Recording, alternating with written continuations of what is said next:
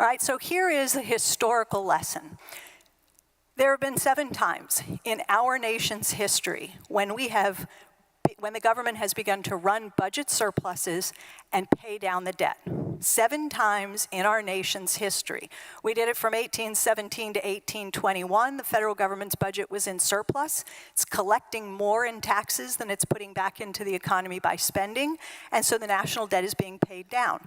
And we did it for a period of time. What happened? Had a depression that started in 1819. We did it again from 1823 to 1836 under Andrew Jackson, actually paid off the national debt. What happened? Depression in 1837. Then we did it again, began to pay down the national debt. Depression. Not recession, depression. Deep, protracted, right? Contraction in the economy. Bad situation. The last time we did it was under President Bill Clinton, 98 through 2001. The budget was in surplus. The government began to pay down the debt.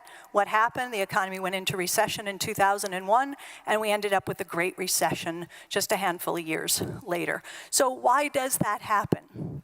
Why does something that sounds so good and fiscally responsible, running budget surpluses and paying down debt, why does it tend to coincide with bad economic consequences? Why do we end up with depressions and the Great Recession? And very quickly, because we could talk for an hour about this picture. But I want to just show you, this is where we were with Bill Clinton. That is the government's budget moving into surplus. You can see the red.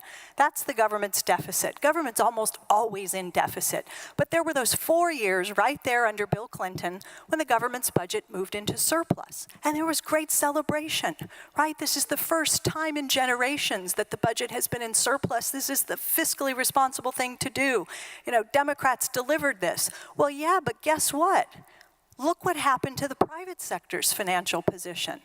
Right? It was built on the backs of the private sector. The private sector's financial balance went deeply in the red, and that's what allowed the public sector's balance to move temporarily into the black. But it didn't last, and it can't last. Why?